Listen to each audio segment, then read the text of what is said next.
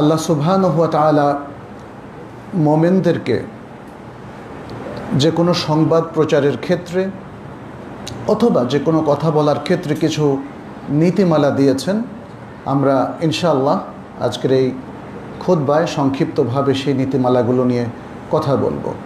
তার আগে আমরা যে জিনিসটা সে শুরু থেকে আজ পর্যন্ত অতীতে বর্তমানে সবসময় লক্ষ্য করছি, সেটি হচ্ছে আল্লাহ সুবহানাহু ওয়া তাআলা আমাদেরকে যে নেয়ামতটা দিয়েছেন সে নেয়ামতগুলো সম্পর্কে তিনি জিজ্ঞাসাবাদের ব্যাপারে আমাদেরকে অবহিত করার পরেও দেখা যাচ্ছে আমরা যখন পরস্পর কমিউনিকেট করি, সংবাদ আদান প্রদান করি, কিংবা প্রচার মাধ্যমে আমরা লিখি, কোনো কিছু প্রচার করি, সে সমস্ত জায়গায় আল্লাহর এই নেয়ামতের বড় ধরনের খেলাফ হচ্ছে। আজকের যুগে আমাদের প্রচার মাধ্যম কিন্তু বেড়ে গেছে। যেমন টেলিফোন, মোবাইল থেকে শুরু করে আমাদের রয়েছে পত্রিকা, ম্যাগাজিন, কিংবা টেলিভিশন, রেডিও, এবং এর পাশাপাশি এখন হচ্ছে সোশ্যাল নেটওয়ার্ক কিংবা অনলাইন প্ল্যাটফর্ম, যেখানে অসংখ্য প্ল্যাটফর্মের মধ্যে আমরা সবসময় নিয়োজিত রয়েছি। কোনো না কোনোভাবে আমরা কমিউনিকেট করছি। কি কমিউনিকেট করছি? আমরা আসলে কথা কিংবা সংবাদ একে অপরের কাছে পৌঁছাচ্ছি, কিন্তু এই পৌঁছানোর ক্ষেত্রে আমরা কি আল্লাহ সুবহানাহু ওয়া তাআলার দেয়া নীতিমালা অনুসরণ করছি কি না একটু ভেবে দেখা দরকার। আজকের পৃথিবীর যে প্রচার মাধ্যম এবং বিশেষ করে মুসলিম দেশগুলোর যে প্রচার মাধ্যম, সেখানে আমরা দেখতে পাচ্ছি এক বিভৎস অবস্থা। সত্যকে মিথ্যা, হককে বাতিলের সাথে মিশ্রিত করে নানাভাবে উপস্থাপন করা হচ্ছে সংবাদ। অথচ আল্লাহ সুবহানাহু ওয়া তাআলা সূরা বনী ইসরাঈলের মধ্যে স্পষ্ট করে ঘোষণা করেছেন, ইন্নাস সামআ ওয়াল বাসারা ওয়াল ফুআদা কুল্লু উলাইকা কানা আনহু মাসউলা। নিশ্চয়ই কান, চোখ এবং হৃদয় সব কিছু সম্পর্কে জিজ্ঞাসাবাদ করা হবে। তাহলে আল্লাহ যে এত বড় নেয়ামত দিলেন, শোনাটা একটা বড় নেয়ামা, দেখাটাও একটা বড় নেয়ামা, বলতে পারা, মুখ দিয়ে বলতে পারা, হাত দিয়ে লিখতে পারা, ব্রেন দিয়ে কাজ করতে পারা, এগুলো সব বড় বড় নেয়ামা। এখানে আল্লাহ সুবহানাহু ওয়া তাআলা তিনটা অঙ্গের কথা বললেন, কিন্তু আসলে আল্লাহ তাআলা আমাদের সব কিছু সম্পর্কেই জিজ্ঞাসাবাদ করবেন। যেহেতু কোরআনের মধ্যেও বলা হয়েছে ছোটোখাটো সব কথা ভালো হলেও প্রত্যেক আমেল যে আমলটা করে সে সেটা দেখতে পাবে, অর্থাৎ তার পরিণতিও সে ভোগ করবে। আবার যদি সে খারাপ করে তাহলে তার পরিণতিও সে ভোগ করবে। ফামান ইয়ামাল মিসকালা যাররাতিন খায়রান ইয়ারা ওয়া মান ইয়ামাল মিসকালা যাররাতিন শাররান ইয়ারা। আর নবী সাল্লাল্লাহু আলাইহি সাল্লাম তো বলেছেন, আলা কুল্লুকুম রাইন ওয়া কুল্লুকুম মাসউলুন আন রাইয়াতিহি। তোমরা প্রত্যেকে দায়িত্বশীল এবং তোমাদের প্রত্যেককে তার দায়িত্ব সম্পর্কে জিজ্ঞাসাবাদ করা হবে। তাহলে আজকের যুগে আমরা সংবাদ মাধ্যমে যা কিছু দেখি, এর জন্য শুধুমাত্র সংবাদ পাঠক বা পাঠিকা তাদেরকে দায়ী করা যাবে না। সবাই, আমরা যারা লিখছি, আমরা যারা শুনছি, আমরা যারা প্রচার করছি, আমরা যারা সংবাদ পরিবেশন করছি অথবা তথ্য পরিবেশন করছি, এই সকল তথ্যের জন্যে আমাদের প্রত্যেককেই আল্লাহ সুবহানাহু ওয়া তাআলা জিজ্ঞাসাবাদ করবেন। আমরা অধিকাংশ ক্ষেত্রেই দেখি মানুষ নানা কারণে মিথ্যার আশ্রয় নেয়, এবং এই ক্ষেত্রে যে ত্রুটিগুলো আমাদের হয় সেটা খুব লক্ষণীয়, এবং সেটা আমাদের আসলে একটু ভেবে দেখা দরকার, চিন্তা করা দরকার কী ধরনের ত্রুটি আমরা করে থাকি। প্রথম যে ত্রুটিটা করা হয় সেটা সরাসরি মিথ্যা বলা। যে কোনো তথ্যকে ভুল তথ্য হিসাবে, অর্থাৎ সঠিক তথ্য না দিয়ে মিথ্যা কথা বলা। এটা হতে পারে প্রচলিত কোনো ঘটনা সম্পর্কে, হতে পারে কোনো ব্যক্তি সম্পর্কে, হতে পারে কাউকে কোনো অপবাদ দেওয়া সম্পর্কে। যে কোনো ক্ষেত্রে মিথ্যা কাকে বলে? যেটা প্রকৃত তথ্য নয়, তার বিপরীত অথবা তার বাইরের যে কোনো তথ্যই ওই বিষয়ের সংশ্লিষ্ট, সেটা হলো মিথ্যা। আর মিথ্যা সম্পর্কে তো আমরা রাসূল সাল্লাল্লাহু আলাইহি ওয়াসাল্লামের সে বিখ্যাত হাদিসটা জানি। তিনি যেখানে প্রবলভাবে নিষেধ করেছেন মিথ্যা কথা বলতে বা প্রচার করতে, ইয়াকুম ওয়াল কাযিব, সাবধান তোমরা মিথ্যাকে পরিহার করবে। ফাইন্নাল কাযিবা ইয়াহদি ইলাল ফুজুর, কারণ মিথ্যা অশ্লীলতার দিকে, ফুজুর এবং পাপের দিকে নিয়ে যায়। ওয়া ইন্নাল ফুজুরা ইয়াহদি ইলান নার, এবং ফুজুর মানুষকে জাহান্নামের দিকে নিয়ে যায়। এবং হাদিসের শেষে নবী সাল্লাল্লাহু আলাইহি ওয়াসাল্লাম আরও বলেছেন, মানুষ মিথ্যা বলতে থাকে, এভাবে মিথ্যা বলতে বলতে সে আল্লাহর কাছে কাযযাব হিসাবে পরিগণিত হয়। এটা বড়ই একটা ক্ষতির কারণ। যদি আমরা আল্লাহর কাছে মিথ্যা প্রমাণিত হয়ে যাই, তাহলে নিস্তার পাওয়ার সুযোগটা খুবই সীমিত হয়ে পড়ে। আমরা সংবাদ পরিবেশনের ক্ষেত্রে আরও দেখি যে হক আর বাতিলের মিশ্রণ, সত্য আর মিথ্যার মিশ্রণ।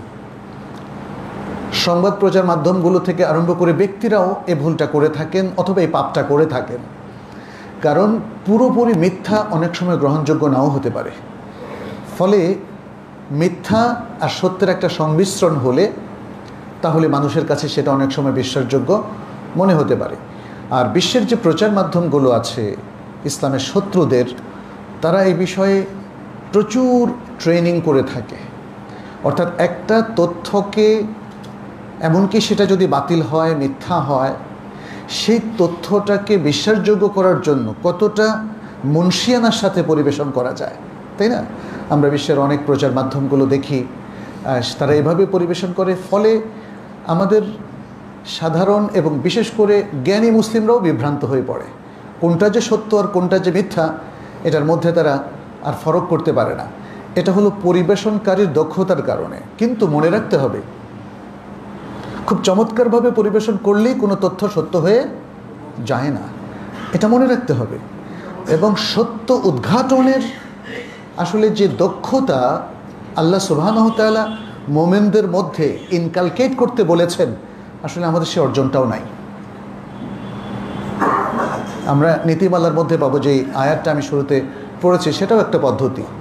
সত্য উদ্ঘাটনের জন্যে আসলে কোরআন সুন্নাহ ভিত্তিক দক্ষতা আমাদের যেমন লাগবে, আল কোরআন এবং সুন্নাহ ভিত্তিক নীতিমালাগুলোও আমাদের রপ্ত করতে হবে। তাহলেই তো একটা দক্ষতা অর্জন হয়। যদি কেউ কোনো মিথ্যা কথা বলেন, আপনি সেটাকে সত্য হিসাবে ধরে নেন, এটা আমাদের বড় ধরনের ব্যর্থতা। আচ্ছা, আরও যে ত্রুটিগুলো হয় আজকের সংবাদ পরিবেশন সংস্থাগুলো, তারা মনে করে সবার সমান অধিকার। আহলুল হকের যে অধিকার, আহলুল বাতিলেরও সে অধিকার। ফলে মুসলিমদের যে ঈমান আকীদা ভিত্তিক তাদের যে এক্সপ্রেশনটা, সেটাকে তারা বায়াসড মনে করে। যেমন একটা ছোট্ট উদাহরণ দিই, যদি কোনো মুসলিম উহুদের যুদ্ধে অংশগ্রহণকারীদের সম্পর্কে বলে, যেমন বলে হামজা ইবনে আব্দুল মুত্তালিব রাদিয়াল্লাহু তাআলা আনহু ওয়া আবু জাহাল লাআনাহুল্লাহ, তখন দেখবেন যে আধুনিক প্রচার সংস্থাগুলো, বিশেষ করে পাশ্চাত্যের, তারা বলবে যে এটা বায়াসড। কারণ একজনকে আপনি লাআনাত করলেন, আরেকজনকে আপনি রাদিয়াল্লাহু বললেন। এর কারণ হচ্ছে তারা বাতিলপন্থী এবং হক আর বাতিলের মধ্যে তারা একাকার করে ফেলতে চায়, যাতে করে বাতিলদেরকে প্রতিষ্ঠা করা যায়।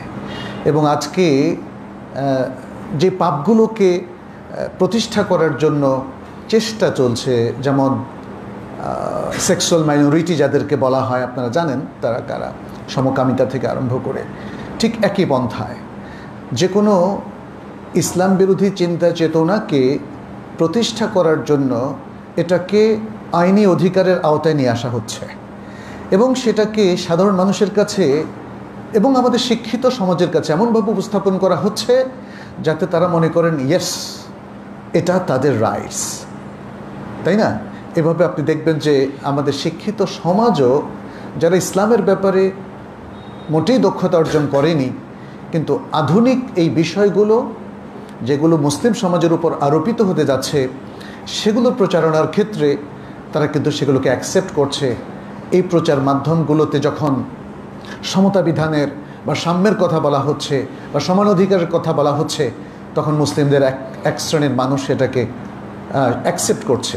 তাহলে এখানে মূল ত্রুটিটা কোথায়? ত্রুটি হচ্ছে বাতিল এবং হককে একই মর্যাদা দেওয়া, হকপন্থী এবং বাতিলপন্থীকে একাকার করে ফেলা, অথচ আল্লাহর কাছে হক আর বাতিল এক নয়। এবং এটা আমাদের মুসলিমদের কাছে একদমই স্বতঃসিদ্ধ যে আল্লাহ তাআলা হকপন্থীদেরকেই আখিরাতে পুরস্কৃত করবেন, এবং যারা বাতিলপন্থী, বাতিলের উপর যারা মৃত্যুবরণ করে তওবা না করে, আল্লাহ তাদেরকে শাস্তির আওতায় নিয়ে আসবেন। তাহলে এটা কি জুলুম হবে? যারা অপরাধী, যারা পাপী, তাদেরকে শাস্তি দেওয়া কি জুলুম হতে পারে?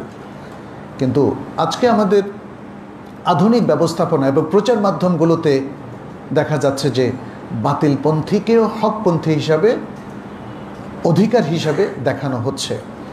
এভাবে আমরা দেখি যে সংবাদ প্রচারের ক্ষেত্রে তেলবিস, অর্থাৎ কিছু তথ্য গোপন করে ফেলা, পুরোটাই পরিবেশন করা হচ্ছে, যা পরিবেশন করা হচ্ছে সবটাই সত্য, বাট কিছু তথ্য যদি ল্যাকিং থাকে, অভাব থাকে, তখন কিন্তু ভিন্ন একটা ইমপ্রেশন তৈরি হয় একজন ব্যক্তি সম্পর্কে, একটা দেশ সম্পর্কে, একটা সমাজ সম্পর্কে বা মুসলিমদের সম্পর্কে। আপনি যখন অপর্যাপ্ত ইনফরমেশন দেবেন তখন এক ধরনের ধারণা হবে, আর পর্যাপ্ত ইনফরমেশন দিলে আরেক ধরনের ধারণা হবে। ঠিক একই অবস্থা হচ্ছে আমাদের আল্লাহ এবং রাসূল সাল্লাল্লাহু আলাইহি সাল্লাম সম্পর্কে ধারণা নেওয়ার ক্ষেত্রেও। আল্লাহ এবং রাসূল সাল্লাল্লাহু আলাইহি সাল্লাম সম্পর্কে পূর্ণাঙ্গ ইনফরমেশন, তথ্য এবং নলেজ যদি আপনি অর্জন না করেন, অপূর্ণাঙ্গভাবে যদি সে নলেজটা ধরে রাখেন, এটা আপনাকে ভুল দিকে ঠেলে দিতে পারে। নবী সাল্লাল্লাহু আলাইহি সাল্লাম সম্পর্কে সঠিক তথ্যগুলো আপনি অর্জন করলেন না, বাট তাকে খুব ভালোবাসেন, বলেন যে তিনি গায়েব জানেন, বলেন যে তিনি এখনও জীবিত আছেন, অথবা বলেন যে তিনি আল্লাহর জাতি নূরের তৈরি, তাই না? এগুলো তথ্য, কিন্তু এগুলো সত্য তথ্য কিনা সেটা কিভাবে উদ্ঘাটন করবেন? আরও একটা বিষয় হচ্ছে, যখন তথ্য আমাদের কাছে আসে এবং বলা হয় এটাকে প্রচার করতে, আপনি কি তথ্যটা পেয়েই প্রচার করবেন, নাকি সেটাকে একটু যাচাই বাছাই করবেন? যদি যাচাই বাছাই করতে চান, যাচাই বাছাইয়ের দক্ষতা আপনার আছে কিনা, অথবা যাচাই বাছাইয়ের নীতি বা পদ্ধতিটা কি? তাহলে আজকে আমরা দেখতেই পাচ্ছি যে আসলে এই এত ত্রুটি নিয়ে আসলে আমরা একটা বিশাল তথ্য বিভ্রাটের মধ্যে পড়ে যাচ্ছি। আমাদের প্রচার মাধ্যমগুলো, সেটা ইলেকট্রনিক মিডিয়া হোক অথবা সংবাদপত্র, যেটাই হোক না কেন, এই যে হাজারো তথ্য প্রবাহ, এই তথ্য প্রবাহগুলোর মধ্যে সঠিক তথ্য তাহলে আমরা কিভাবে পেতে পারি, এবং তার এথিক্স কি, এটিকেটস কি, কীভাবে সেটাকে আমরা এস্টাবলিশ করতে পারি, এটা আসলে একটা বড় ধরনের প্রশ্ন।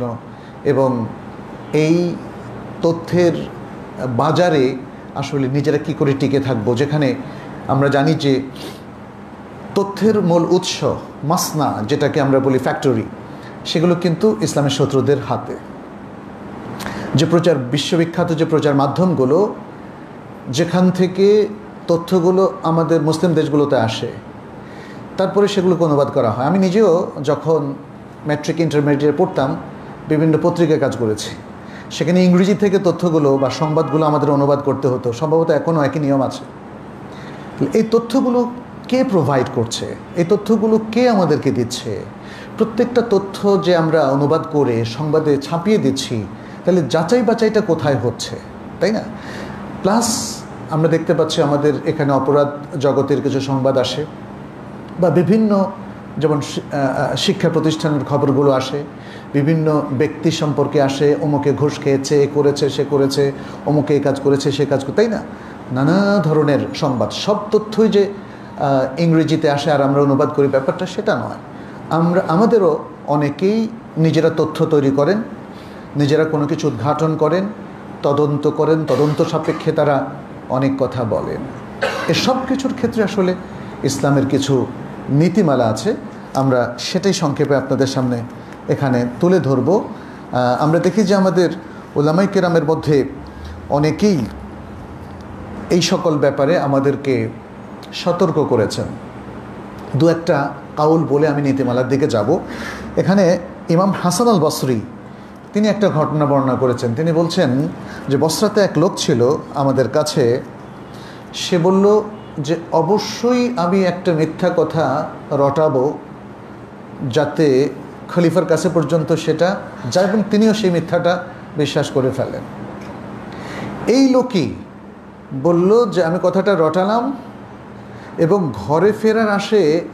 ঘরে ফেরার আগে আমি লোকমুখে শুনতে পেলাম, আমার মনে হলো এটা সত্য, আমি মিথ্যা কথা বলি নাই। মানুষ এতভাবে অ্যাকসেপ্ট করেছে।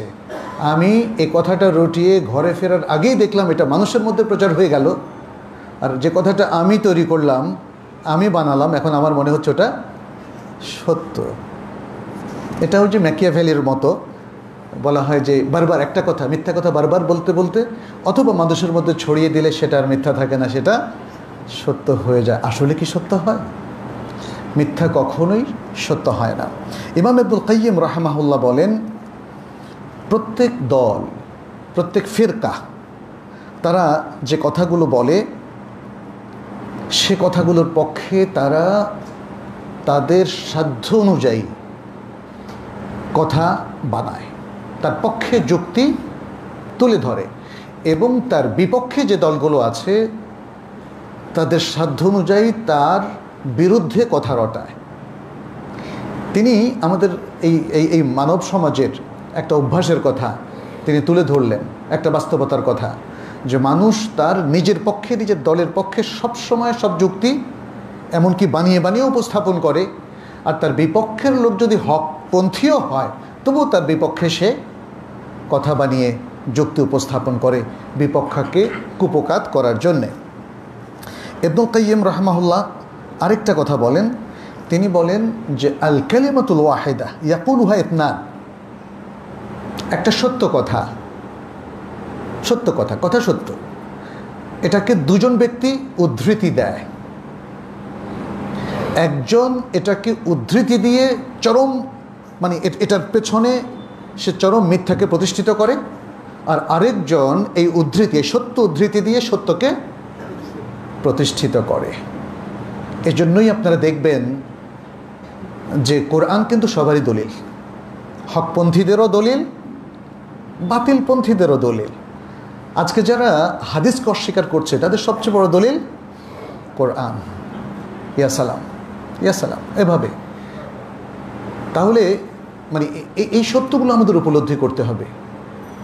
একজন ব্যক্তির মুখে কোরআনের একটা আয়াত শুনে আমার ভুলে গেলে চলবে না, আমাকে দেখতে হবে যে সে আয়াতটাকে সঠিকভাবে উপস্থাপন করছে কি না, নাকি কালিমাতু হাক্কিন উরিদা বিহাল বাতিল,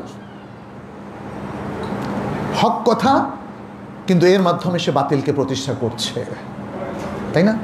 এটা কিন্তু সবখানেই হয়, ব্যক্তি, দল, প্রচার মাধ্যম, সবখানে এই বিষয়গুলো চলে। একটা হাদিস শোনাই আপনাদেরকে। এই হাদিসটা নবী সাল্লাল্লাহু আলাইহি সাল্লাম থেকে সহিহ পন্থায় এসেছে এবং মুত্তাফাক আলাই। এই হাদিসটা সহিহ বুখারীর হাদিস, সহিহ বুখারীর হাদিস। মিথ্যা কথা বানানো এবং এটা প্রচার করার যে ভয়াবহ শাস্তি নবী সাল্লাল্লাহু আলাইহি সাল্লাম উল্লেখ করেছেন। তিনি বললেন, তার কাছে দুজন আগন্তুক এসেছিলেন, একটা ঘটনার বর্ণনা দিচ্ছেন। ফেরেশতা তাকে নিয়ে গেলেন, ওই যে বিশাল বড় ঘটনা, তাকে জাহান্নামের চিত্রগুলো দেখালেন। সেখানে বললেন যে আমরা একজন লোকের কাছে আসলাম যে চিত হয়ে শোয়া ছিল, এবং তার পাশে ছিল আরেকজন ব্যক্তি যার হাতে ছিল লোহার আকর, অর্থাৎ যেটা লোহা দিয়ে টান দিলে কেটে যায়, ছিঁড়ে যায়।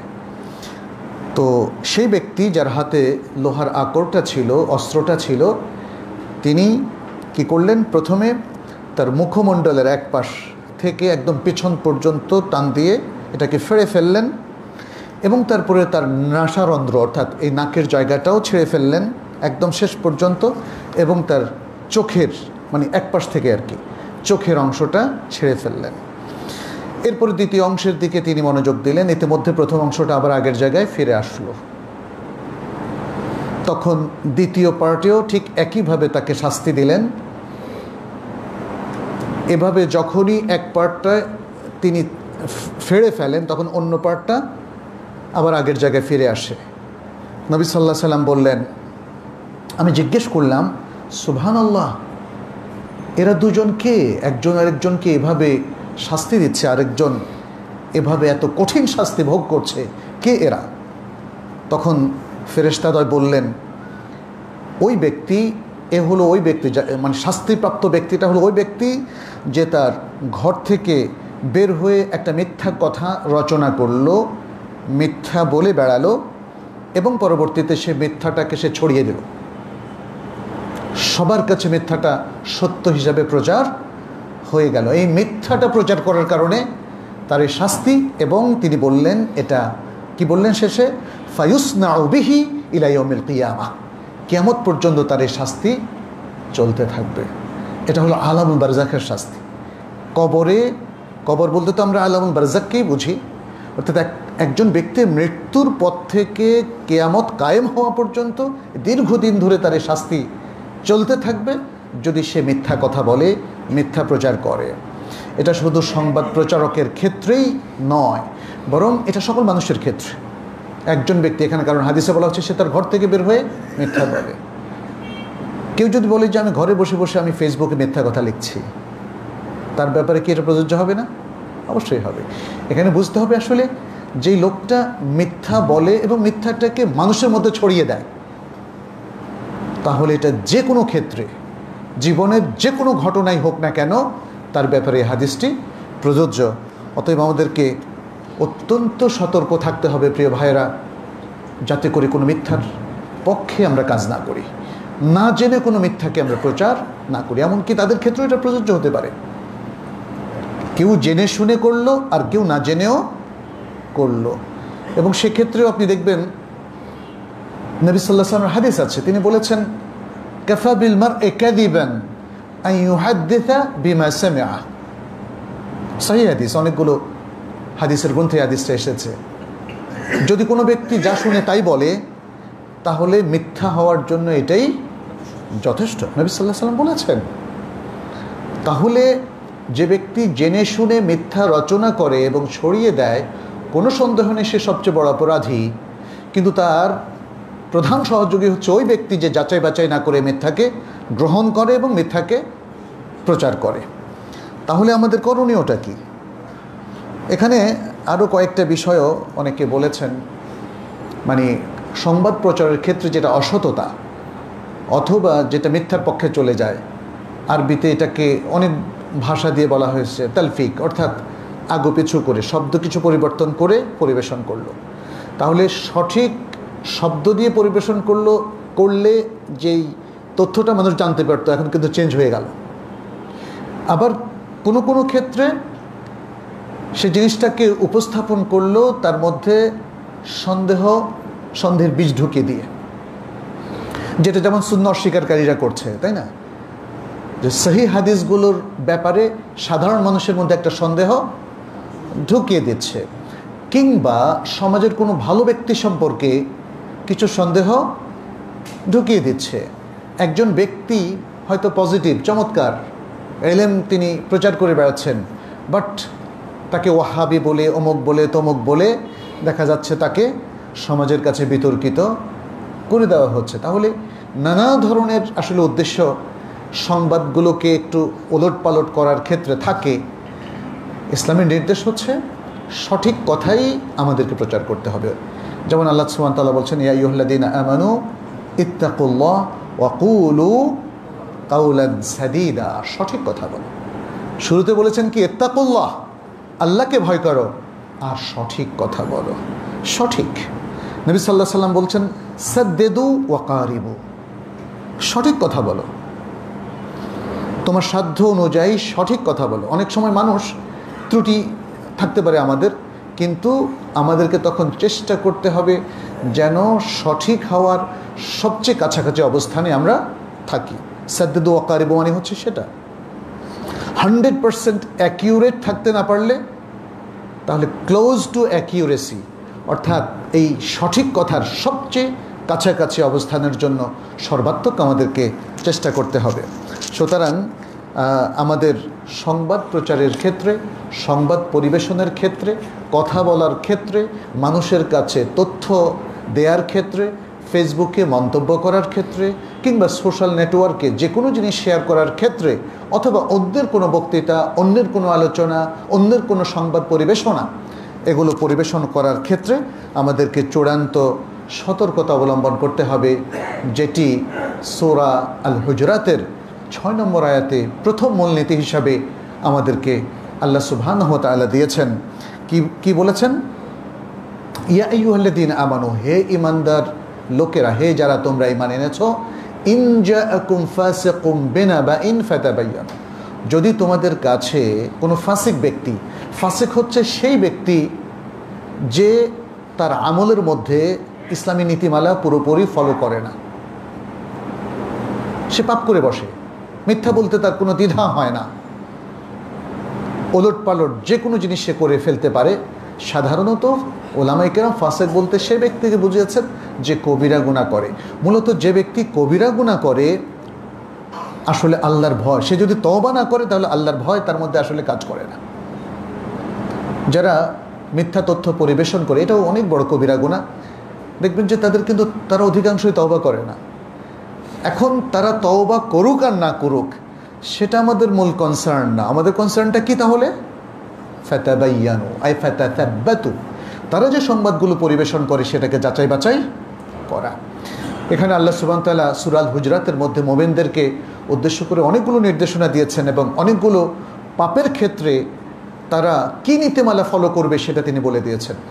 এতে কয়েকটা জিনিস বোঝা যায়। প্রথমত বোঝা যায় মোমেনরা ভুলে ভালে হোক, ইচ্ছা অনিচ্ছায় হোক, তারাও পাপের মধ্যে যুক্ত হবে, পাপ করে ফেলবে। তারা পাপ তাদের দ্বারা সংঘটিত হবে, কিন্তু পাপের পরে সেখান থেকে পরিত্রাণটা কি সেটা বলে দেওয়া হয়েছে। যেমন বলে দেওয়া হয়েছে তোমরা বেশি মানে ধারণা করো না, বলে দেওয়া হয়েছে তোমরা গীবত করো না, বলে দেওয়া হয়েছে তোমাদের পুরুষরা যেন পুরুষদেরকে অপবাদ আরোপ না করে অথবা তাদেরকে তিরস্কার না করে, মেয়েরা যেন মেয়েদেরকে, তাই না? সব জায়গায় দেখবেন যে ইয়া আইয়ুহাল্লাযীনা আমানু বলে বলা হয়েছে। এবং এই জায়গায়ও বলা হয়েছে যদি কোনো ফাসিক ব্যক্তি তোমাদের কাছে কোনো তথ্য নিয়ে আসে, কোনো সংবাদ নিয়ে আসে, ফাতাবায়ানু, তাহলে তোমরা সেটাকে যাচাই বাছাই করবে। যাচাই বাছাইয়ের পদ্ধতি তো আছে, সেটা নিয়ে হয়তো আজকে আমাদের দীর্ঘ আলোচনা করার সুযোগ নেই। তবে এতটুকু তো আমরা বুঝি কথাটা সঠিক কিনা সেটা খতিয়ে দেখা, তদন্ত করে দেখা, অর্থাৎ যেখানে যেটা প্রযোজ্য সেটা সেটা সেটা মানে বের করে দেখায়। যেমন ধরেন একটা তথ্য আমাকে দেওয়া হলো একজন ব্যক্তির সম্পর্কে যে উনি এই কাজটা করেছেন, তাহলে কি আমার পক্ষে যদি সম্ভব হয় সে ব্যক্তির সাথে যোগাযোগ করে জেনে নেওয়া, ভাইজান আপনি কি এই কাজটা করেছেন, আপনার ব্যাপারে বলা হচ্ছে, তাহলে খতিয়ে দেখা হলো না? যদি যেমন ধরেন একজন ব্যক্তির একটা ত্রুটি, তাকে নসিহা না করে সরাসরি আমরা সংবাদে দিয়ে দিলাম, এক্ষেত্রেও তাকে জিজ্ঞেস করা যেতে পারে, অথবা তার যারা কাছের সাথী তাদেরকে জিজ্ঞেস করা যেতে পারে। এগুলো জাস্ট একটা কিছু উদাহরণ আমরা পেশ করলাম। এভাবে নানাভাবে এটাকে যাচাই বাছাই করা যেতে পারে। আল্লাহ সুবহানাহু ওয়া তাআলা কি বলছেন? যদি যাচাই বাছাই না করা হয়, তথ্যগুলো যেভাবে এসছে সেভাবেই পরিবেশন করা হয়, তাহলে তার পরিণতি এখানে তিনি তুলে ধরেছেন, আন তুসিবু কওমান বিজাহালাতিন, তাহলে তোমরা হয়তো না জেনে কোনো এক কওমকে তার উপর আক্রমণ করে বসবে। এটা হয়, তাই না? দেখা যাচ্ছে একজন ব্যক্তি আরেকজন ব্যক্তির সম্পর্কে কিছু অপবাদ আরোপ করলো, এই অপবাদ আরোপের কারণে এই অপবাদ যে সত্য নয় সেটা না জেনেই তিনি ওই ব্যক্তির উপর আক্রমণ করে বসলেন, ওই ব্যক্তির বিরুদ্ধে অনেক কথা লিখে ফেললেন, অথবা তাকে ফিজিক্যালি আক্রমণ করলেন। এই ঘটনাগুলো ঘটে না? ঘটে। আল্লাহ তাআলা সে কথা এখানে বললেন, আন তুসিবু কওমান বিজাহালাতিন ফাতুসবিহু আলা মা ফাআলতুম নাদিবিন, তাহলে তোমরা যা করে ফেললে তোমাদের এই কৃতকর্মের জন্য তোমরা অনুতপ্ত হবে। অনুতপ্ত হওয়ার আগেই তাহলে কি করতে হবে? যাচাই বাছাই করতে হবে। আচ্ছা, এখানে তাহলে এ থেকে আমরা বুঝলাম যে যিনি সংবাদ নিয়ে এসছেন তিনি আদেল কিনা, বিশ্বস্ত কিনা, তার আদালত আছে কিনা, এগুলো একটু আমাদেরকে খতিয়ে দেখতে হবে। আচ্ছা, এখানে ইমাম মালিক দেখেন একটা চমৎকার কথা বলেছেন ইন্না মিন শুয়ুখি মান আতলুবু মিনহু দুআ,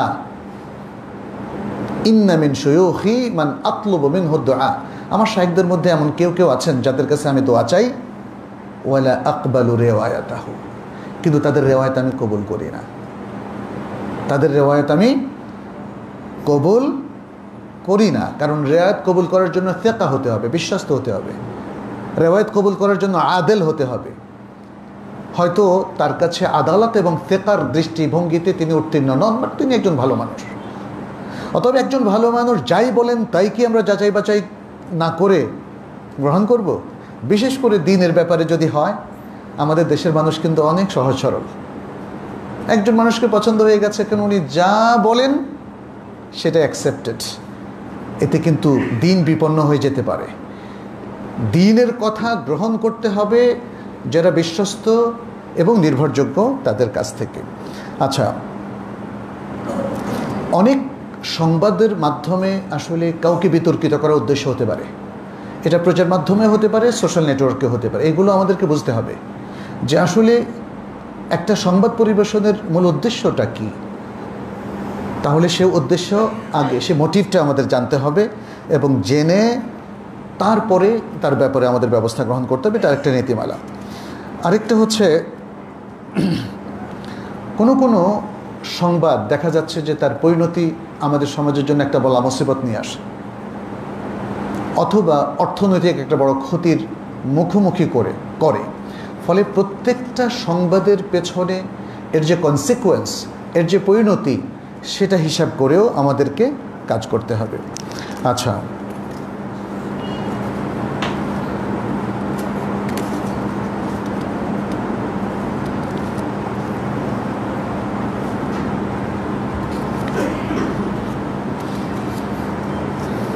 এর সাথে আমাদের সালাফের আরেকটা নীতিমালা আছে। সেটি হচ্ছে, অনেক সময় আমাদের কাছে মনে হয় তথ্যটা সত্য, আমরা যাচাই করেও সত্য পেলাম, বাট এখানে বিচক্ষণতার প্রয়োজন। সালাফ এখানে বিচক্ষণতা, যেটাকে ফিতনা বলা হয়, তায়াক্কুদ, এবং অনেক ক্ষেত্রে দেখা যায় যে ইস্তেহলাফ, অর্থাৎ যে ব্যক্তি সংবাদ পরিবেশন করছে তার কাছ থেকে হলফ বা শপথনামা নেওয়া। যদি দেখা যায় যে এটা অত্যন্ত গুরুতর একটা বিষয়, যে একজন বলে ফেললো আর আমরা বিশ্বাস করে ফেললাম, স্বাভাবিকভাবে সত্য মনে হলেও এখানে আরও যাচাই বাছাই করা প্রয়োজন। আচ্ছা, কখনো কখনো কোনো সংবাদের সত্যতা যাচাই করার জন্য এর সাথে যে কারিনাগুলো আছে, কারিনা মানে কিছু ইন্ডিকেটর থাকে, সেই ইন্ডিকেটরগুলোর সাহায্য সহযোগিতা নেওয়া যেতে পারে। এখানে ইবনে খালদুনের খুব সুন্দর একটা কথা আছে। আর আরেকটা বিষয় হচ্ছে, যেটা শরঈ নীতিমালা, সেটি হচ্ছে যখন কেউ কোনো গুজব ছড়িয়ে দেয়, সেই গুজবগুলো না ছড়ানো। কোরআনেও আল্লাহ তাআলা এই ব্যাপারে নির্দেশ দিয়েছেন, বলেছেন ওয়াইদা জাআহুম আমরুম মিনাল আমনি আওয়াল খাউফি আযাউ বিহি, যখন তাদের কাছে নিরাপত্তা কিংবা ভয়ের কোনো সংবাদ আসে, তখন তারা এটাকে প্রচার করে দেয়। ওয়ালাউ রুদ্দুহু ইলা রাসূলি ওয়া ইলা উলিল আমরি মিনহুম, যদি তারা সেটা রাসূলের কাছে এবং উলুল আমর তথা মুসলিম শাসকদের কাছে অর্পণ করতো, লা আলিমাহুল্লাযিনা ইয়াস্তামবিতুনাহু মিনহুম, তাহলে তাদের মধ্যে যারা উদ্ভাবনী ক্ষমতার অধিকারী উলামায়ে কেরাম, তারা সেটাকে জানতে পারত। তার মানে হচ্ছে, এভাবে যে কোনো গুজব শুনে মাত্র সেটা ছড়িয়ে দেওয়া, এটা ইসলামী নীতিমালার মধ্যে পড়ে না। কিন্তু আজকাল মুসলিম সমাজে ভাইরাল থেকে কি বোঝা যায়? গুজবে সবাই কান দেয় এবং সেটাকে ভাইরাল করে ফেলে। অতএব সেটা থেকে আমাদেরকে উঠে আসতে হবে।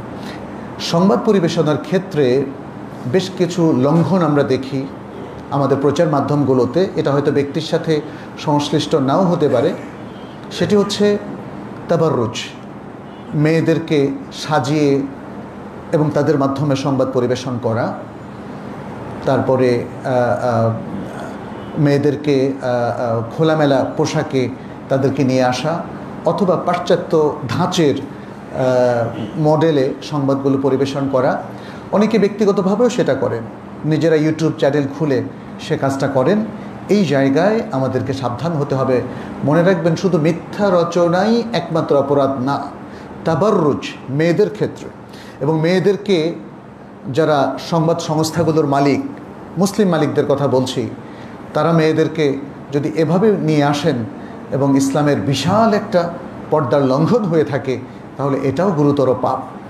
আর যে সকল মহিলারা হিজাব করে সংবাদ পরিবেশন করে, তাদের প্রতি আমাদের নাসিহা, তারা যেন সারা পৃথিবীর সকল পুরুষের সামনে ইভেন হিজাব করেও আসাটা তাদের জন্য শরিয়া সম্মত নয়। এই বিষয়গুলো আমাদেরকে মনে রাখতে হবে। আজকের এই সংক্ষিপ্ত খুতবায় আমি আপনাদের সে দৃষ্টি আকর্ষণ করছি। আর পাশাপাশি প্রচার মাধ্যমে যে সমস্ত নাটিকা কিংবা আরও অন্যান্য শিক্ষামূলক জিনিস প্রচার হয়, সেটাও এক ধরনের সংবাদ, মানুষকে মোটিভেট করা। এই সমস্ত ক্ষেত্রে ইসলামের এই নীতিমালাগুলো অনুসরণ করার জন্য আমরা সবাইকে নাসিহা করছি। আল্লাহ যেন আমাদের সবাইকে তৌফিক দান করেন, আমাদের ভুল বিভ্রান্তি এবং শরিয়া লঙ্ঘন থেকে আমাদেরকে উদ্ধার করেন, আমাদের সকল মুসলিম ভাই বোনদেরকে, আমাদের দেশকে, আমাদের নেতৃবৃন্দকে এবং এই সমাজের যারা সংবাদ পরিবেশনের দায়িত্বে কিংবা যে কোনো টিভি চ্যানেল, ইউটিউব চ্যানেল, ফেসবুকের বিভিন্ন পেজের দায়িত্ব যারা পালন করছেন, আমাদের সকলকে আল্লাহ তাআলা যেন ইসলামের এই নীতিমালা অনুসরণ করে চলার তৌফিক দান করেন।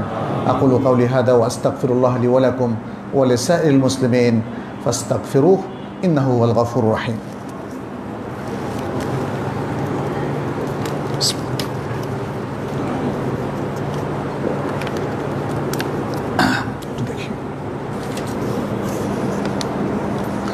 আলহামদুলিল্লাহ রাব্বিল আলামিন ওয়াল আকিবাতু লিল মুত্তাকিন والصلاة والسلام على نبينا محمد وعلى آله وأصحابه أجمعين. أما بعد، أيها المسلمون، يقول رسول الله صلى الله عليه وسلم في الحديث المتفق عليه: إن الله لا يقبض العلم انتزاعا ينتزعه من العباد، ولكن يقبض العلم بقبض العلماء حتى إذا لم يبقي عالما اتخذ الناس رؤوسا جهالا ফাসুইলু ফাআফতাউ ফাদাল্লু ওয়া আদাল্লু।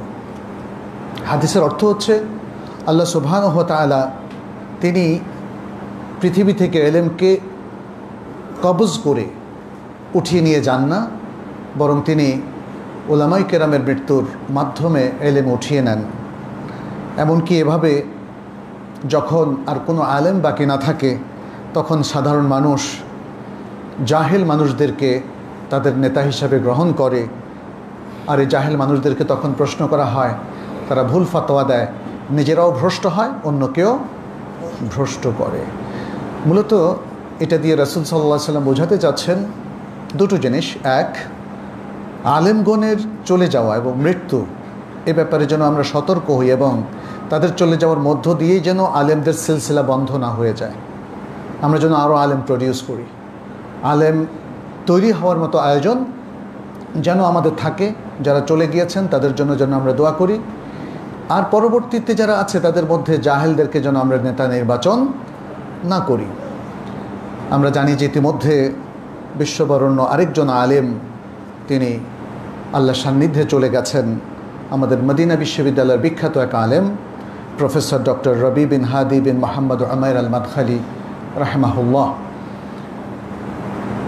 একটা জিনিস দুঃখের সাথে বলতে হয়, যারা কোরআন এবং সুন্নাহর দীর্ঘ খেদমত করেছেন তাদের নামে মানুষ গালি তৈরি করে। ইন্না লিল্লাহি ওয়া ইন্না ইলাইহি রাজিউন। যুগশ্রেষ্ঠ আরেকজন আলেম ছিলেন শেখ মোহাম্মদ বিন আব্দুল ওয়াহাব। আমরা জানি ওয়াহাব এটা তো আল্লাহরই নাম, কিন্তু ওয়াহাবি বলে কিছু মানুষ আক্রমণাত্মকভাবে গালি দিচ্ছে। এটা খুবই দুঃখজনক। আমি নাসিহা করব, আমাদের মুসলিম উম্মার যে যেখানে আছেন না কেন, মানুষের ভুল থাকতে পারে, যে কোনো বড় আলেমেরও ভুল থাকতে পারে, ইমামেরও ভুল থাকতে পারে, কিন্তু তাদের বিশেষ করে যারা উত্তীর্ণ ইমাম,